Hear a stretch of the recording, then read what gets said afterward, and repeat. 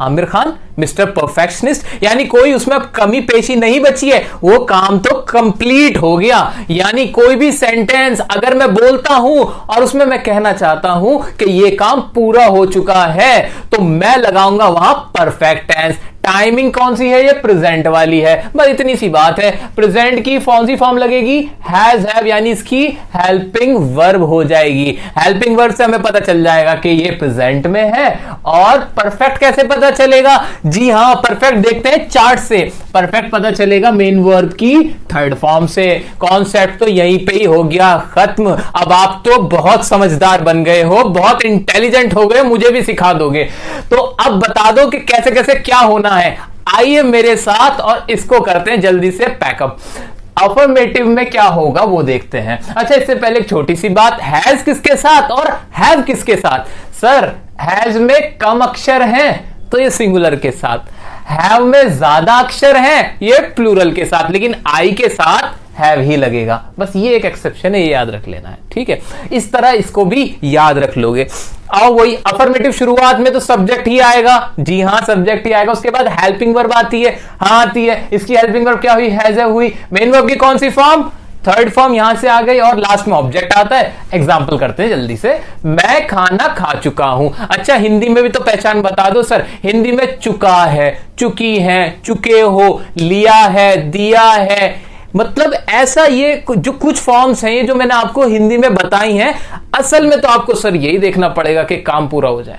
आप कहना अगर ये चाहते हो कि मैंने ये पर्टिकुलर काम, ये कोई भी वर्ब मैंने कंप्लीट कर ली है, जैसे मैंने कहा मैंने ताजमहल देखा हुआ है, तो यानी वो काम मैंने पूरा किया हुआ है। मैंने जैसे पानी पी लिया है, तो पानी पी लिया सर, वो काम पूरा हो गया है। तो वो दिमाग में रखना। तो रटने की कोई ये इनिशियल स्टेज के लिए हम लोग बात कर रहे हैं, अदरवाइज जरूरत नहीं है। तो मैं खाना खा चुका हूं, यानी खाने खाने का काम कंप्लीट कर लिया है, वो रटने वाली बात आ गई। चुका हूं लास्ट में आ रहा है। बनाते हैं इसको। आइए, मैं के लिए क्या आ जाएगा? आई के साथ मैंने लगा दिया हैव, क्योंकि प्लूरल आई के साथ हैव आता है। और फिर क्या है? वर्ब है। खाना खाने को इंग्लिश में बोलते हैं ईट। सेकंड फॉर्म होती है एट, थर्ड फॉर्म होती है eaten. I have eaten the food. ये बन गया जी मेरा सेंटेंस, इंग्लिश बन गई। हम उससे मिल चुके हैं। सब्जेक्ट क्या? वी। साथ में क्या आएगा? हैव। सर हैज लगाओ ना। अरे क्यों लगाऊं, प्लूरल के साथ तो हैव आता है। मीट की थर्ड फॉर्म होती है मैट।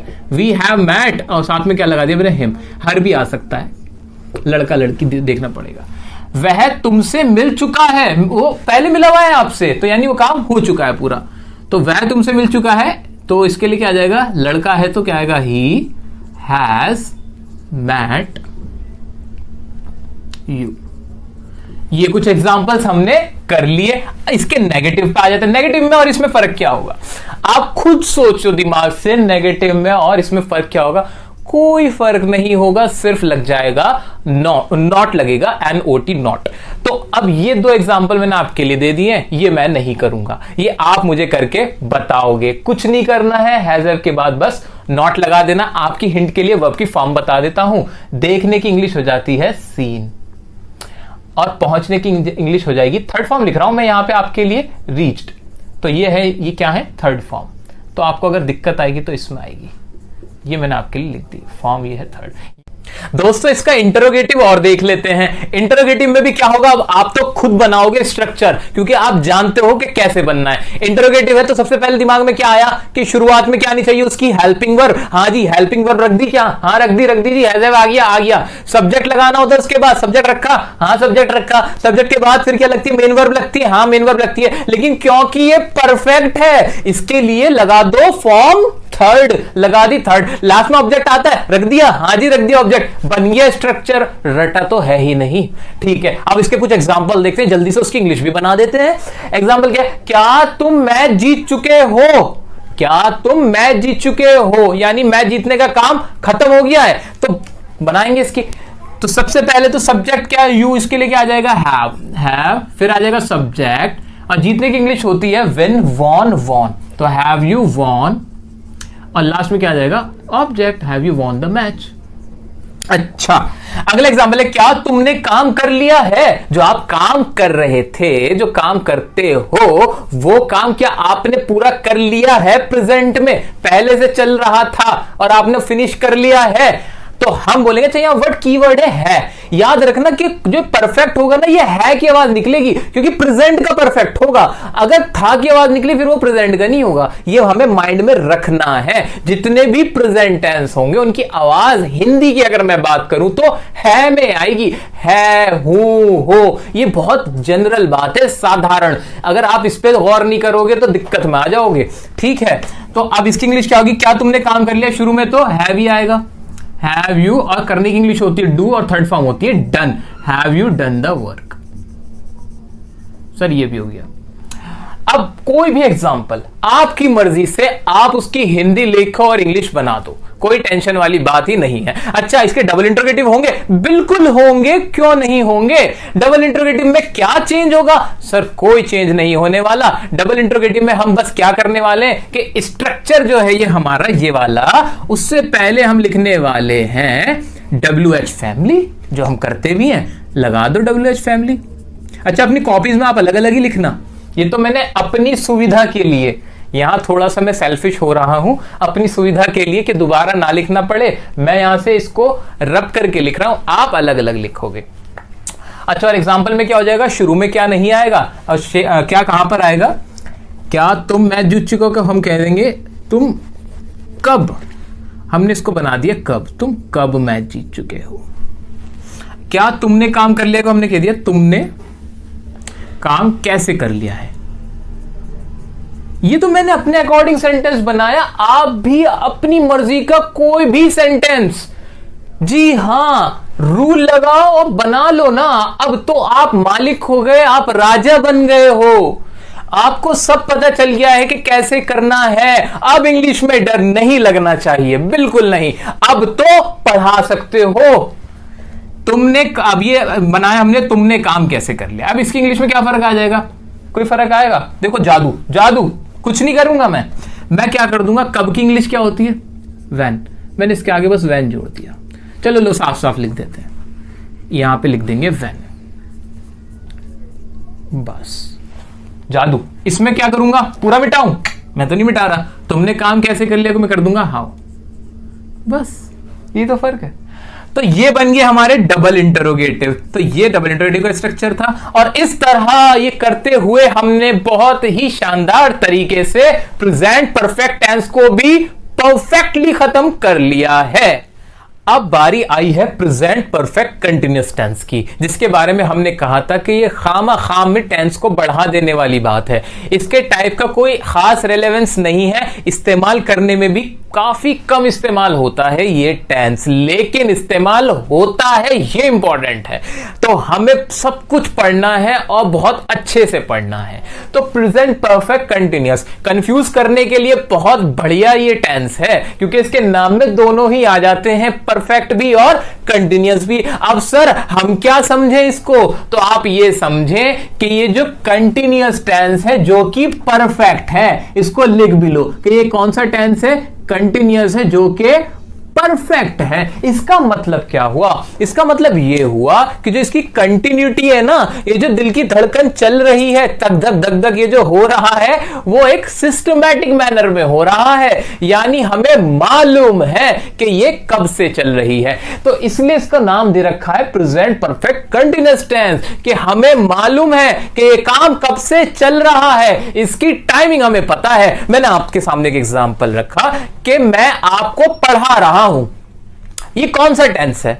आपने जैसे ही देखा समझ में आया और एकदम आपने फटाक आंसर दिया कि ये तो टेंस है प्रेजेंट कंटिन्यूअस। ओके, मैंने कहा वेरी गुड। मैंने आपसे फिर कहा कि अब एक और एग्जांपल सुनो। मैंने आपसे कहा कि मैं 10 साल से पढ़ा रहा हूं, अब ये कौन सा टेंस है? आपने फिर जोश के साथ कहा सर ये है प्रेजेंट कंटिन्यूअस टेंस। मैंने कहा गलत जवाब, आप फंस गए।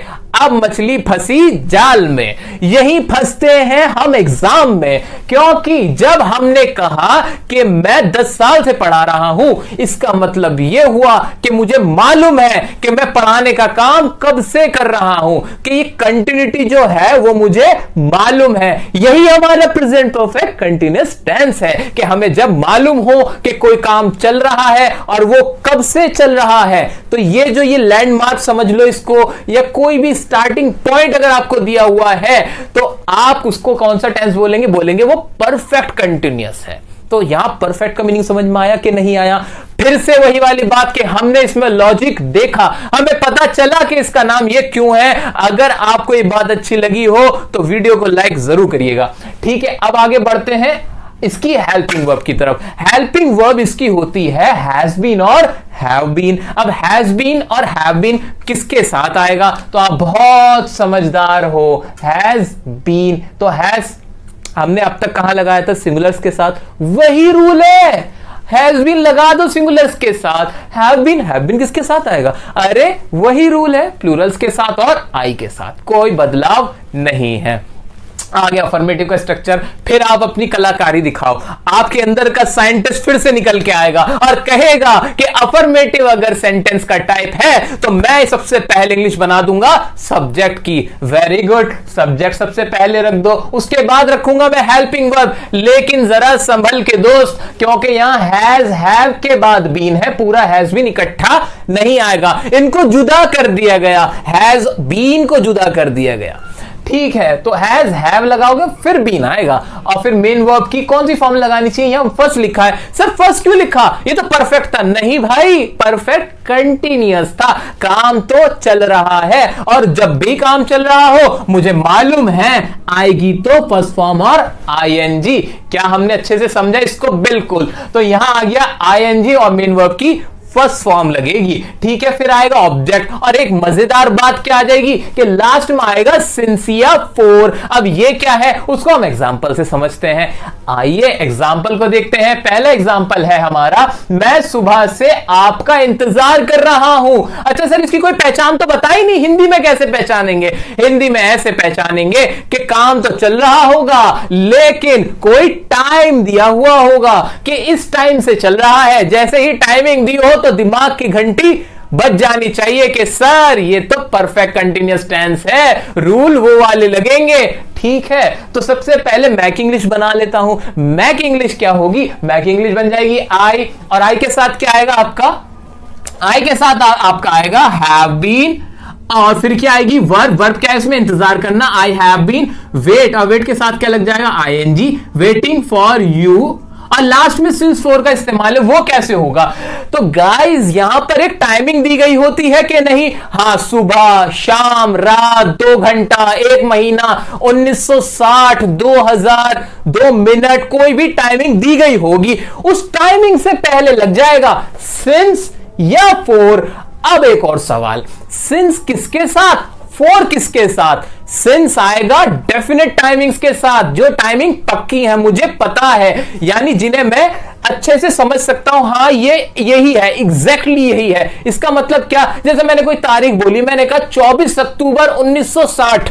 अब ये तारीख पक्की है। मैंने कहा 10 दिन, क्या ये पक्की है? 10 दिन कहां देखते हो? 10 दिन तो कोई भी हो सकते हैं। लेकिन जब मैंने कहा कि 24 अक्टूबर 1960 ये पक्की टाइमिंग है, तो पक्की टाइमिंग्स के लिए आप लगाओगे सिंस, और जो पक्की नहीं है उसके लिए लगाओगे फोर। इसको अभी एग्जांपल्स करते हुए हम और अच्छे से समझते हैं। तो यहां पर क्या था? मैं सुबह से आपका इंतजार कर रहा हूं। सुबह को हम मानते हैं एक पक्की टाइम, क्योंकि डेफिनेट है कि सुबह एक डेफिनेट टाइमिंग है। सुबह, रात, शाम, इन सब के साथ लगेगा सिंस।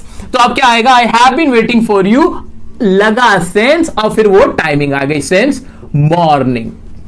आइए अब अगला देख लेते हैं। वह 2 दिन से कोशिश कर रहा है। अब इसमें भी कोशिश कर रहा है। कब से कर रहा है? 2 दिन से कोशिश कर रहा है। लिखो ना, ही हैज बीन लिख दूं? बिल्कुल लिख दो। उसके बाद कोशिश करने की ट्राई, ट्राई के साथ क्या लग जाएगा? Trying. He has been trying. अच्छा, 2 दिन है।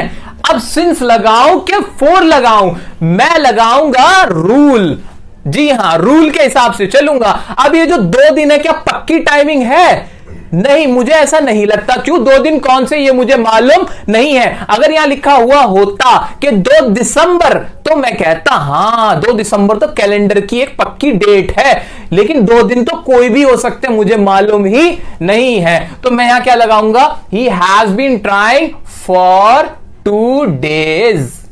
तो ये भी हमने कर लिया जी। अगला सेंटेंस है, तुम तुम 1980 से दिल्ली में रह रहे हो, तुम 1980 से दिल्ली में रह रहे हो, दिल्ली में तो रह रहे हो, कंटिन्यूअस तो है, लेकिन 1980 से है, तो ये हुआ हमारा परफेक्ट कंटिन्यूअस। इसको बनाते हैं ना, तो तुम की इंग्लिश तो मैं क्या लिख दूंगा, यू के साथ हैज बीन लगा देता हूं, नहीं ना, यू के साथ लगेगा हैव बीन।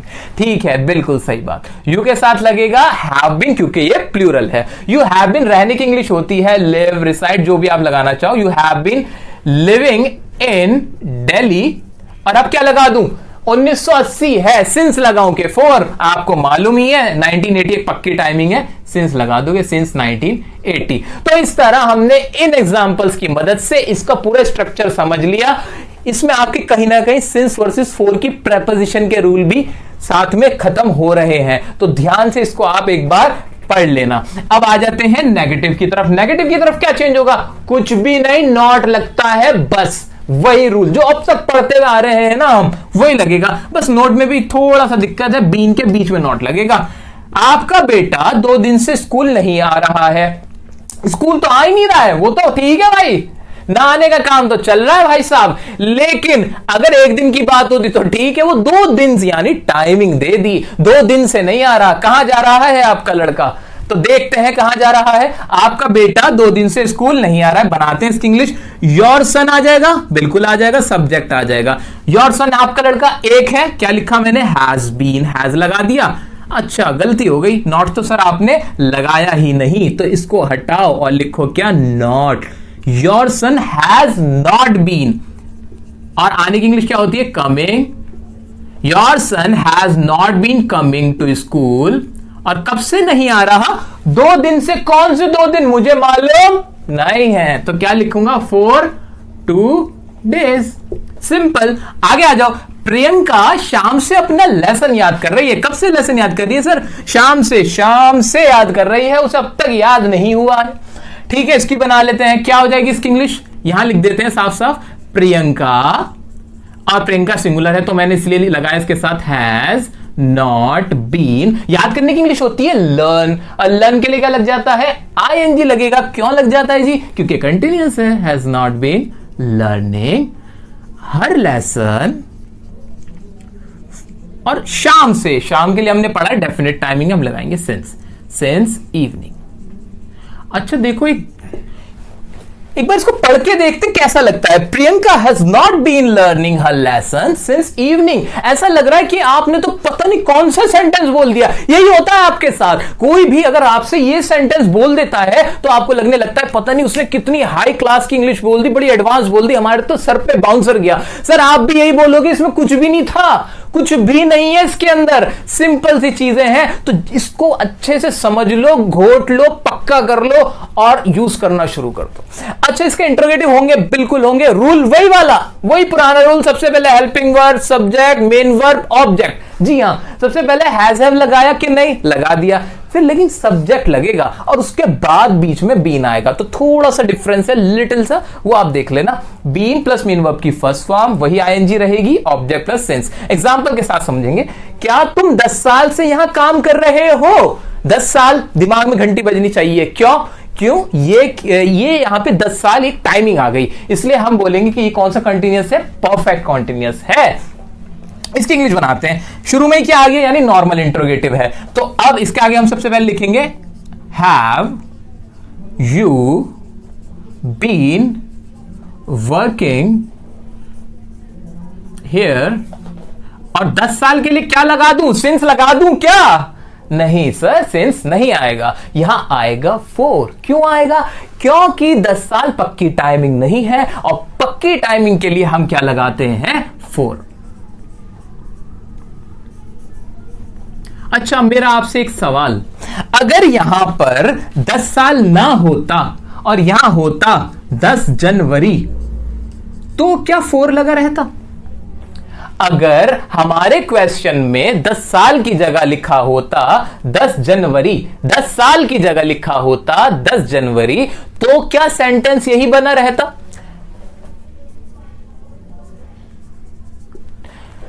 जी 10 जनवरी कोई पक्की टाइमिंग है, डेफिनेट है, कैलेंडर में दिखती है, बिल्कुल दिखती है। क्या यहां पे सिंस लगना चाहिए? जी हां लगना चाहिए, तो लगा देंगे।